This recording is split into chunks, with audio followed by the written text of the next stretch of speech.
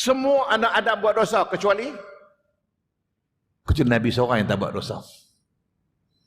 Ataupun sebelum itu Isa dengan Maryam tak buat dosa. Pasal apa?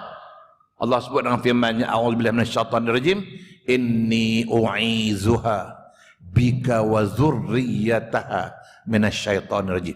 Kami selamatkan, kami lindungi Maryam dan zuriatnya daripada syaitan. Syaitan tak ganggu Maryam, syaitan tak ada ganggu Isa. Betul mereka tak buat dosa. Kita ni buat dosa ni syaitan suruh. Syaitan banyak sangat. Isa dengan Maryam, syaitan tak masuk dalam badan dia orang. Betul dia orang tak buat dosa. Termasuk Nabi. Nabi masa lahir syaitan masuk. Tapi dibersihkan jiwa dia. Berapa kali Nabi kena buat operation. Belah dada. Bersihkan jiwa dia. Dia jadi maksum. Lain pada Nabi semuanya buat. Termasuk saya.